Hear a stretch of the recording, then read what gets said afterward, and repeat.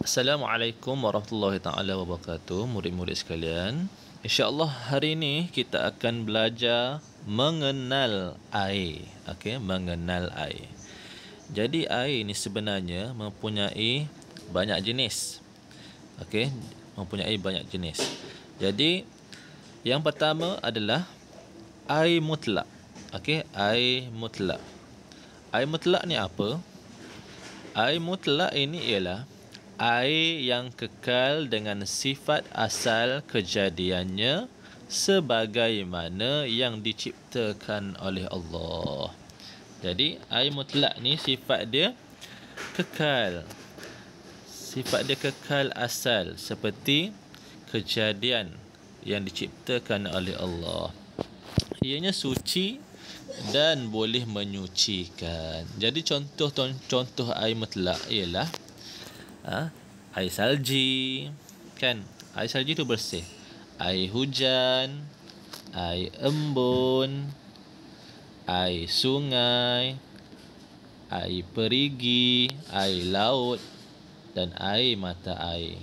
Okey, semuanya ada 7 jenis air mutlak. Air mutlak ni adalah air yang boleh kita gunakan untuk ambil air semayang, untuk kita mandi, bersihkan diri, kan? Untuk beristinja dan sebagainya.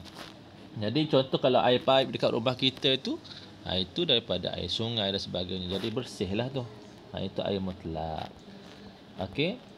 Boleh faham air mutlak? Jadi ustaz nak kamu lepas ni kamu cuba ingatkan jenis air mutlak ni dan contoh-contoh dia, okey?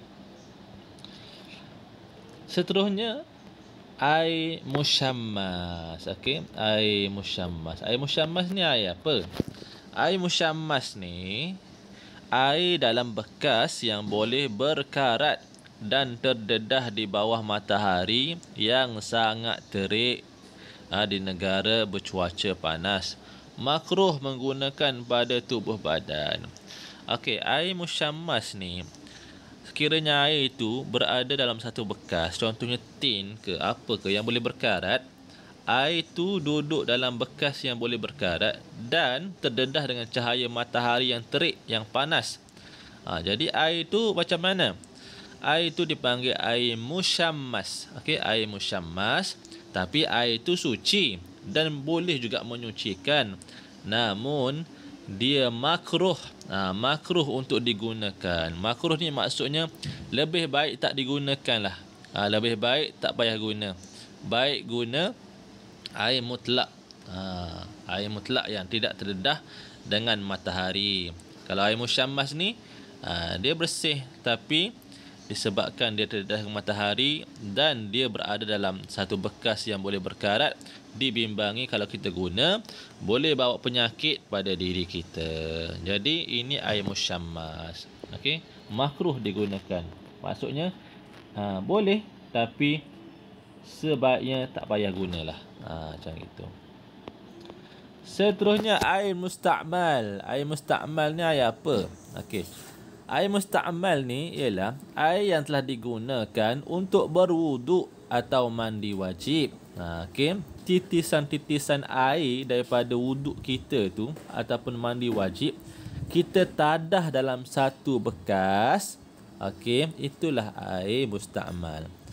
Kadar airnya adalah kurang daripada 2 kolah serta tidak berubah salah satu sifat air, yakni bau, warna dan rasa. Jadi air musta'mal ni air daripada sisa wuduk kita ataupun mandi wajib kita itu kita tadah dalam satu bekas. Dan kadar air yang ditadah itu tak sampai pun 2 kolah. Maksudnya tak banyak pun lah. Sikit je. Dapat 1 baldi je.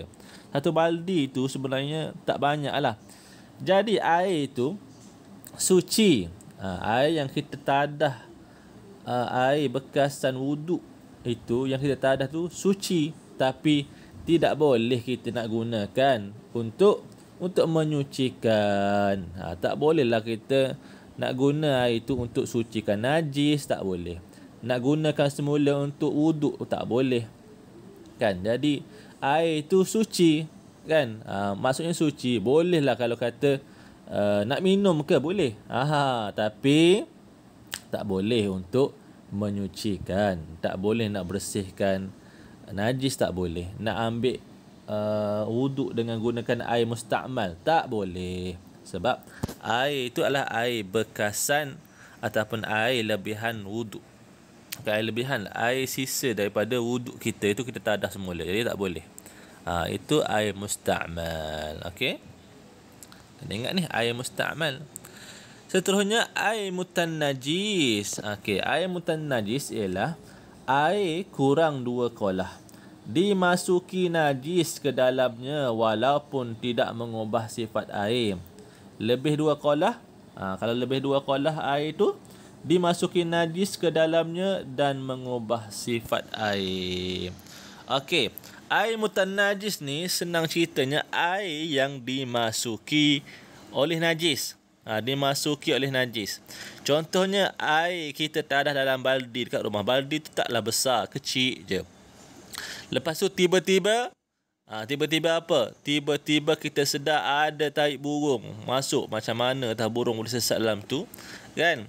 Ada dalam air tersebut. Automatik air itu tidak boleh digunakan untuk bersuci. Walaupun kita tengok air itu nampak macam jernih lagi.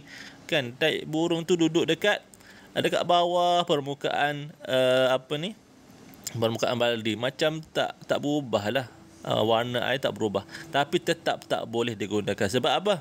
Sebabnya air tu sedikit, jadi tak boleh. Okey, boleh faham? Air mutannajis ni air yang dimasuki dengan najis.